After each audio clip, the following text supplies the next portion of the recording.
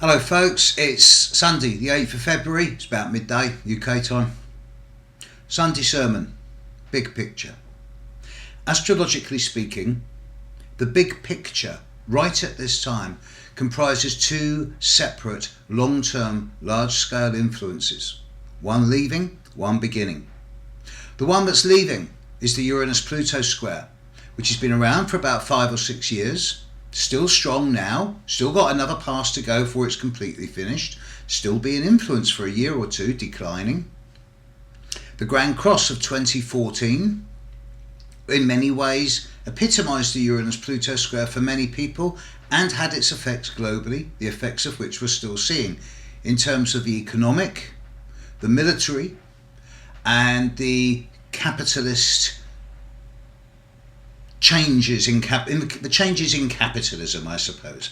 The idea of corporate capitalism becoming the big enemy in the long term now, and eventually, of course, with Saturn, Jupiter and Pluto coming together in Capricorn in just a few years from now, the corporate nature of profit and capitalism is fundamentally at an end. That Uranus-Pluto Square and the Grand Cross pattern is still resonating into 2015, as evinced by the full moon on the 5th of January this year, which will lead to decisions and actions in a number of places and people's lives and larger scale environments during the second week of March this year, when Mars conjuncts Uranus in Aries, square Pluto. And this will be followed 2 weeks later by the total eclipse of the moon on the 4th of April at 1415 degrees of Libra. And this will take place opposite Uranus and square Pluto. And this is basically the final intense act of the long-term Uranus-Pluto Square. In the background, brewing and getting stronger, is the influence of Neptune in Pisces, which is now coming much more into focus as Saturn moves into Sagittarius. And the upcoming square from Saturn to Neptune, which although will only be a relatively brief occurrence in terms of exactitude, the influences will last a good year and a half, and they are already well within influence now.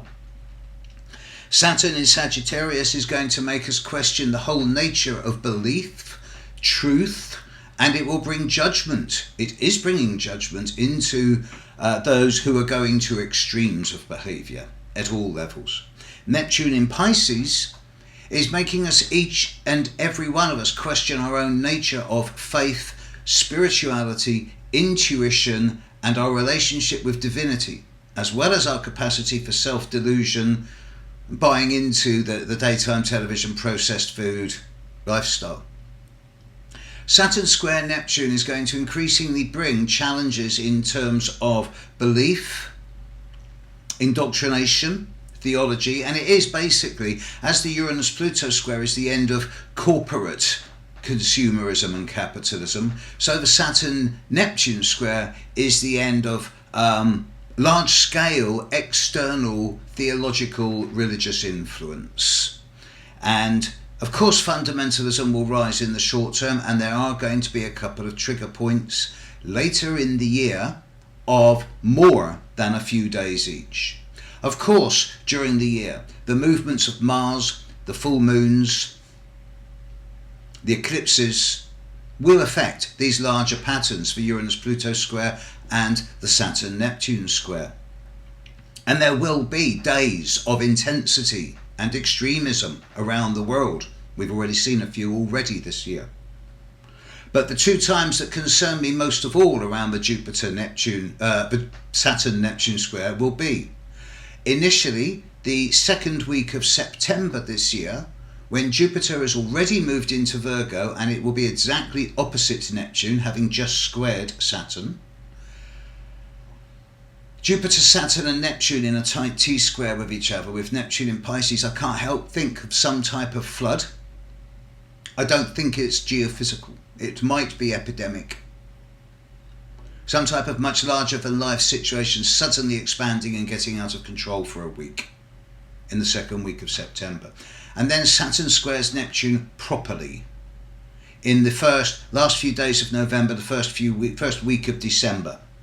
And already with many people, I've had 110 readings so far this year, and in a good 20% of them I'm saying to people, late November, early December, good time to be on holiday, away from it all.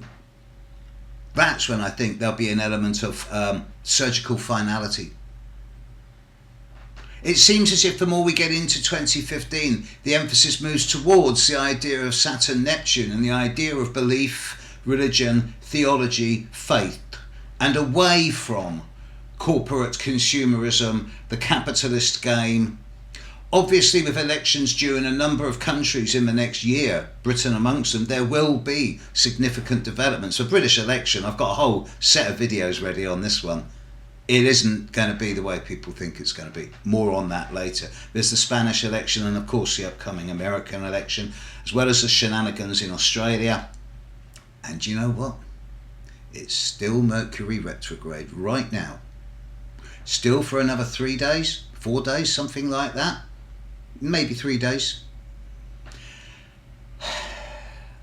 Still not going to get any sense for a few days yet. Don't do the headless chicken now. View the big picture, make plans accordingly. And as I've said for decades, when people said to me, what's the best thing we can do to guarantee our long-term future?